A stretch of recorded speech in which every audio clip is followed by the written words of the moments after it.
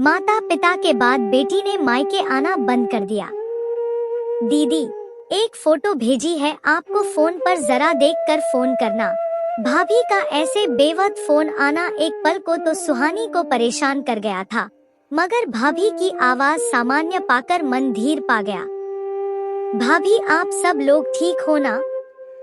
हाँ दीदी, सब ठीक है, आप फोटो देख लो फिर फोन करना। सुहानी ने फोन उठाकर देखा तो भाभी ने 3 फोटो भेज रखी थी। एक रोटी बेलता शौर्य, एक तवे पर पड़ी रोटी और फिर प्लेट में रखी फूली एकदम परफेक्ट गोल रोटी। भाभी, ऐसी इतनी बड़ी और परफेक्ट रोटी तो पापा भी बनाते थे। शौर्य ने बनाई है ये? विश्वास नहीं हो रहा भाभी। सुहानी ने तुरंत भाभी तनु को फोन करके पूछा। तभी तो आपको भेजी है ये फोटो। बहुत दिनों से जिद लगाकर बैठा था कि मुझे रोटी बनाने दो, तो आज मैंने कहा ले अपने लिए रोटी तू खुद ही बना। तेरी कच्ची पक्की और टेढ़ी मेढ़ी रोटी मैं नहीं खाने वाली। मगर इसने तो पहली बार में ही इतनी अच्छी रोटी बना ली कि देखकर मैं तो दंग रह गई। इतनी अच्छी रोटी देखकर तो इनके मुंह से भी यही निकला जो आपने कहा, ये तो पापा के हाथ की रोटी है। हाँ भाभी, जब मम्मी बीमार होती थी तो पापा ऐसी ही पतली पतली रोटी बनाकर हमें खिलाते थे। खुद से पानी का गिलास भी ना उठाने वाले पापा इतनी अच्छी रोटी कैसे बना लेते थे, मैं आज तक नहीं समझ पाई। और आज देखो शौर्य ने भी वैसी ही रोटी बना ली। मैं कहती हूँ ना दीदी, शौर्य की बहुत सी ऐसी चीजें हैं जो हमें पापा जी की याद दिलाती है। पापा जी को गए 2 साल हो गए, मगर आप तो यहाँ आती ही नहीं। मैं ना सही मगर मायके में अभी भी आपके भैया भतीजे हैं, आपका ख्याल रखने के लिए। दीदी, अगर आपको भाभी पर भरोसा नहीं है तो नहीं भाभी, ऐसी बात नहीं, भरोसा क्यों नहीं होगा। बस भाभी, मैंने खुद को बहुत व्यस्त कर लिया है, इतना काम होता है कि फुर्सत ही नहीं मिलती। मगर आज शौर्य के हाथ की रोटी देखकर मन खुश हो गया। अब तो उसे खाने के लिए वहाँ आने का मन करने लगा। जल्द ही आने की कोशिश करती हूँ। फोन रखने के बाद सुहानी का मन सच में बहुत खुश था और वो ऑनलाइन टिकट भी देखने लगी। सुहानी और मयंक दोनों भाई बहन ने अपने माता पिता को खो दिया था। पिता को गुजरे हुए ज्यादा दिन नहीं हुए थे। पिता से ज्यादा जुड़ी होने के कारण सुहानी कदम कदम पर उन्हें याद करती और उनकी जरूरत महसूस करती। वो उनकी उम्र के किसी भी व्यक्ति को देखती तो उसका मन करता कि वो उनके पास जाए और उनसे बात करे, मगर ना ये उचित था और ना ही संभव। पति अपने काम में व्यस्त थे और बच्चे बाहर थे, इसलिए सुहानी को अपना समय काटना बहुत मुश्किल लगता था। जब उसे लगने लगा कि वो पापा की यादों में खोए हुए डिप्रेशन में जा रही है, तो उसने आसपास के गरीब बच्चों को ट्यूशन पढ़ाना शुरू कर दिया। इससे उसका समय कब बीत जाता था पता ही नहीं चलता था। भाई भाभी ही नहीं, पति भी उससे मायके जाने की बात कहते थे, मगर ना जाने क्यों उसका मन उस जगह जाने से डरता जहां उसके पापा उसका स्वागत करने के लिए खड़े होते थे। लेकिन आज जो हुआ उसके बाद उसका मन करने लगा था कि एक बार हो आए वहां पापा ना सही, उनका एहसास तो होगा। भाई सरकारी महकमे में था, उसकी कोई जरूरी मीटिंग थी तो उसने खुद टैक्सी बुक की। घर पहुंचते ही जब गाड़ी रुकी तो भाभी और शौर्य दौड़े आए। सुहानी टैक्सी से उतरकर, कितना हुआ भैया? 300 रुपए मैडम। मुझे बाहर का समझ रखा है क्या? इतनी दूर के इतने पैसे, मीटर नहीं है तो जो चाहे मनमानी करोगे। बुआ, 250 तो बनते हैं, 50 रुपए दे दो बेचारे भैया को, दुआ देंगे। शौर्य बुआ के कान में फुसफुसाते हुए कहने लगा। पापा भी तो ऐसे ही बोलते थे जब माँ और मैं किसी से इसी तरह 5-10 रुपए के लिए उलझती थी। जाने देना बेटा, दुआ देगा। 4 दिन सुहानी अपने मायके में रही। उसने वहाँ पाया कि भैया का स्वभाव जहाँ शुरू से थोड़ा गुस्सैल था, तुरंत ही मरने मारने पर उतारू होने वाला। वहीं शौर्य अपने दादाजी की तरह एकदम शांत, गंभीर और हर बात पर गहन चिंतन करने वाले स्वभाव का था। सुहानी उसके लिए टी शर्ट लाई थी, जिसे पहनकर वो तुरंत ही खेलने निकल गया। पापा भी उसके लाए कपड़े पहनकर सब जगह घूम आते और बिना पूछे ही सबको बताते फिरते, ये मेरी बेटी लाई है।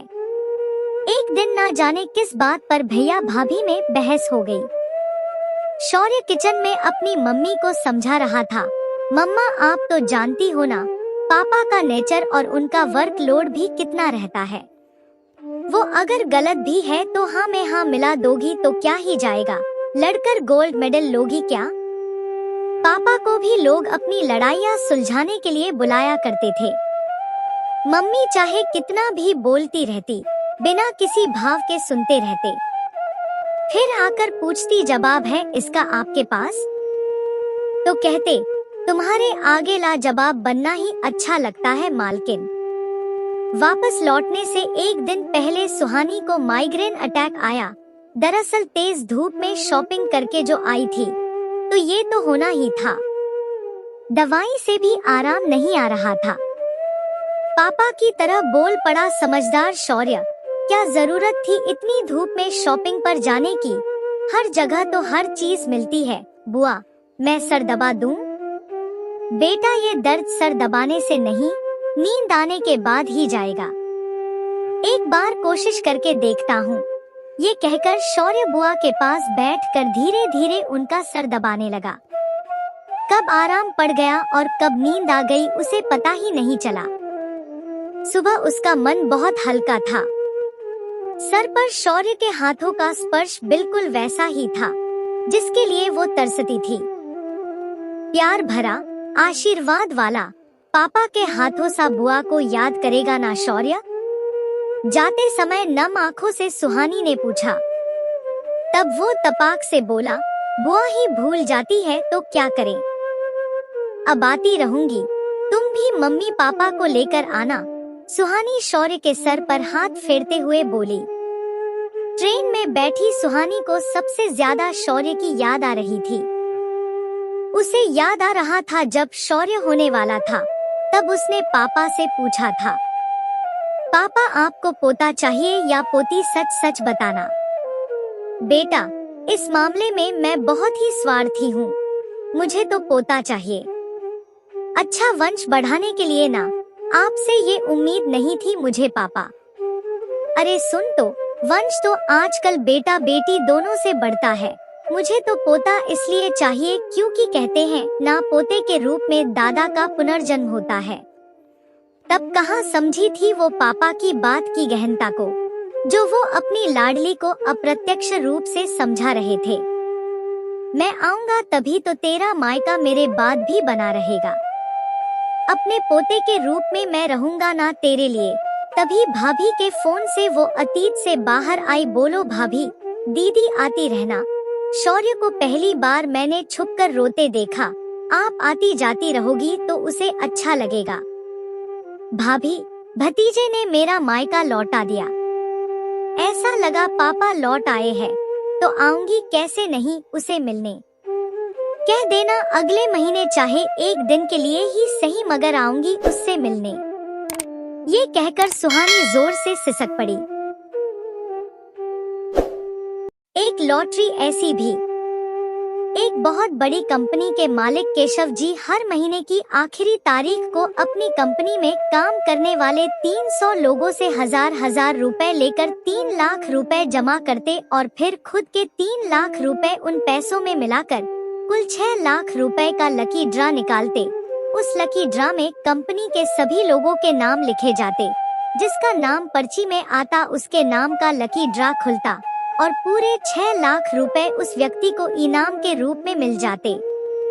इस बार उस कंपनी में झाड़ू पोंछा करने वाली कमलाबाई को पैसों की बहुत जरूरत थी। उसके बेटे को डॉक्टर ने छाती में गांठ बताई थी, जिसका जल्द से जल्द ऑपरेशन करना बहुत जरूरी था। इस बार भी महीने की अंतिम तारीख आने वाली थी, जिसमें कंपनी के स्टाफ में से किसी का भी नाम लकी ड्रा में खुल सकता था। मगर ये तो किसी जुए जैसा था, जिसमें अगर नाम नहीं निकला तो 1000 रुपए का नुकसान था। मगर फिर भी कंपनी में काम करने वाली कमलाबाई ने 1000 रुपए भरने का जोखिम लिया और भगवान से प्रार्थना करने लगी, हे भगवान, इस बार पर्ची में मेरा नाम आ जाए ताकि मैं जल्द से जल्द अपने बेटे का ऑपरेशन करा सकूं। कंपनी के मालिक केशव जी को भी कमलाबाई पर दया आ रही थी, इसलिए उन्होंने अपनी पर्ची पर भी कमलाबाई का ही नाम लिख दिया और मन ही मन भगवान से प्रार्थना कर रहे थे कि हे भगवान, लॉटरी की पर्ची पर कमलाबाई का ही नाम खुले। हालांकि 300 लोगों के स्टाफ के बीच सिर्फ अपनी पर्ची पर कमलाबाई का नाम लिख देने से इनाम कमलाबाई को ही लगेगा, इस बात की उम्मीद बहुत कम थी। मगर धर्म में विश्वास रखने वाले केशव जी ने अब सब कुछ भगवान पर ही छोड़ दिया था। सबकी पर्ची इकट्ठा कर ली गई और अब एक पर्ची निकालने का समय आ गया। केशव जी ने पर्ची निकालने के लिए अपना हाथ बॉक्स में डाला। केशव जी, कमलाबाई और सारे स्टाफ की दिल की धड़कनें तेज हो गई कि किसका नाम खुलेगा। सभी की नजरें वहीं अटकी थी और सभी राह देख रहे थे।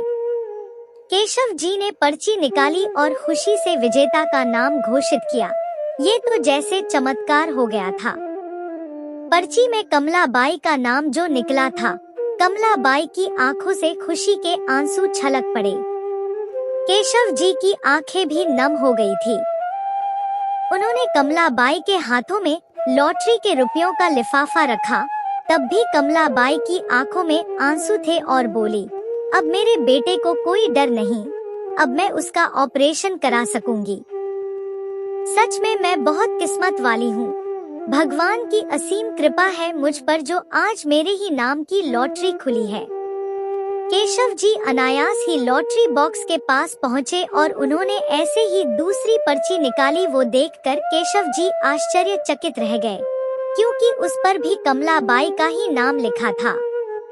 उन्होंने तीसरी पर्ची निकाली, उस पर भी कमलाबाई का ही नाम था। तब तो उनके आश्चर्य की सीमा ही नहीं रही। उन्होंने एक के बाद एक सारी पर्चियां खोली, सभी पर कमलाबाई का ही नाम लिखा था। यह देखकर उनकी छाती गर्व से फूल गई। कंपनी के सारे स्टाफ ने चुप रहकर कमलाबाई की मदद की थी। वे लोग चाहते तो बिना लकी ड्रा के उनके हाथ में भी पैसे दे सकते थे और उसकी मदद कर सकते थे, मगर ऐसा ना करके उसे उसके हक के पैसे मिले हो ये दिखाने के लिए सभी ने इस तरह से मदद की थी।